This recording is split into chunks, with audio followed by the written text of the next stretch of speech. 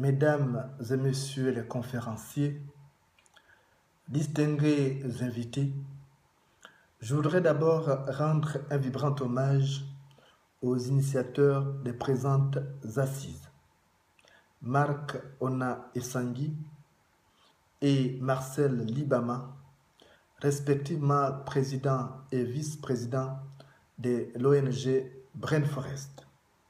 Je salue votre engagement pour un Gabon juste et prospère. Soyez rassurés que je me tiens à vos côtés pour mener avec loyauté le combat pour la libération de notre pays. Celui-ci se trouve à la croisée des chemins. Son destin doit être construit par nous et non par d'autres personnes qui n'ont d'attache ni avec nos ancêtres ni avec la patrie. Mesdames et messieurs, c'est un truisme de pensée que des métèques profito-situationnistes feront le bonheur de notre Gabon. Il n'y a que nous qui savons la détresse et la souffrance de la population. Il n'y a que nous aussi pour parler aisément et rechercher des solutions aux problèmes de nos semblables. Seul le crapaud peut dire si le caïman a mal aux yeux. Mesdames et messieurs, n'attendons pas un hypothétique bien-être sous prétexte que nous sommes jeunes et que nous avons encore de l'avenir devant nous. C'est comme si pendant que les aînés vivent leurs rêves, le temps doit s'arrêter pour nous qui devons au mieux rêver nos vies. Nous ne pourrons compter que sur nous-mêmes parce que ceux-là qui devaient nous montrer la route à suivre se sont disqualifiés par des compromis et des compromissions qui font d'eux des simples exécutants, des donneurs d'ordre et de leçons. Mesdames et messieurs, la survie de nos gouvernants actuels dépendra de notre résignation et de notre passivité. Le salut du Gabon ne viendra que de nous et non d'ailleurs. C'est par la lutte contre nos satrapes au pouvoir et par le combat que nous réussirons à changer les choses dans notre pays. Notre rôle historique doit être d'animer la révolution en marche. Nous sommes appelés au secours de notre nation qui offre au monde le spectacle désespérant et humiliant de l'incapacité absolue à exister par elle-même. Nous pouvons conduire la révolution sans les politiques. Mesdames et messieurs, notre engagement constitue pour nous une occasion de construire l'espérance de toute une nation. La démocratie sera la fin et le moyen de la transformation sociale. Elle garantira l'égalité entre les citoyens dans les choix politiques. Elle sera le seul moyen de permettre au peuple de décider librement de son destin collectif. Le débat démocratique sera le seul moyen de dégager l'intérêt général.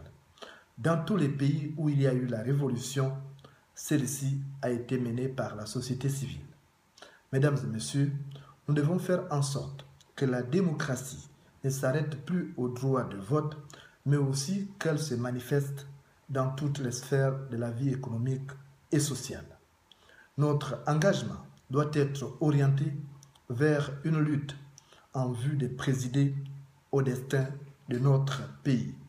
Soyons des êtres de chair et de sang et non des strapotins fabriqués par des multinationales et des forces occultes. Il nous faut des dirigeants qui nous feront rêver par leur qualité humaine, leur action contre l'exploitation, la domination et l'injustice. Mesdames et messieurs, la situation de notre pays est grave. Elle nous interpelle tous. Dans notre lutte, n'ayons pas de préférence pour la peste ou le choléra. Refusons de choisir entre Charib et Silla. Le prétendu califat qui s'est enquisté dans notre pays menace d'étendre le règne d'une barbarie sans limite à l'ensemble de ceux qui réclament leurs droits. Refusons d'en être les éternelles victimes. Le choix qui nous est laissé n'est plus entre le pouvoir et l'opposition, mais entre l'oligarchie qui concentre sur elle toutes les richesses du pays et le patriotisme, seule valeur cardinale pour éviter le naufrage collectif. soyons encore plus combatifs. La société civile n'avait jamais été dans une société et une situation favorable à sa révolution. Aujourd'hui, beaucoup de signes laissent entrevoir la fin du régime qui maintient notre pays aux antipodes du progrès.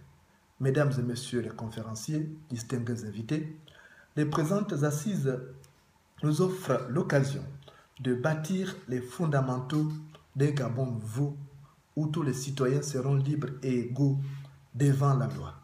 Il nous faut un pays où les journalistes seront libres d'exercer leur métier sans risque d'être précipités au tombeau par des politiciens gênés aux entournures. Je vis en France depuis 7 mois, mais toutes mes pensées sont tournées vers le Gabon. On peut éloigner l'homme de son pays, mais on ne peut pas éloigner le pays du cœur de l'homme.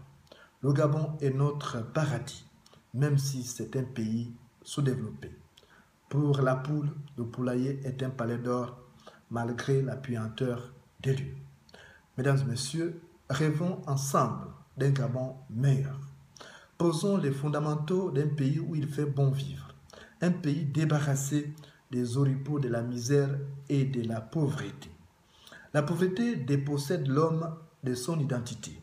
C'est cette conscience qui m'anime dans la lutte. Je suis né libre de nager au ruisseau qui coulait au bout de mon village, libre de chasser les oiseaux grenés avec les frondes et libre de courir dans les jardins d'arachide de ma mère. Mais à mesure que je grandissais, j'ai découvert que ces libertés n'étaient que des banalités et que les libertés essentielles restaient à conquérir. C'est ainsi que je me suis engagé dans la lutte. C'est ce combat contre les injustices sociales qui a fait du jeune homme effrayé quelqu'un d'audacieux, mu par la volonté de transformer le rictus des peines en sourire de joie. Même dans les périodes sombres que j'ai souvent traversées, je n'ai jamais perdu de vue que ce changement aura lieu un jour dans notre pays. Mais ce sera le résultat des sacrifices des hommes et des femmes dont les souffrances ne seront jamais ni comptées ni remboursées. Que Dieu bénisse le Gabon.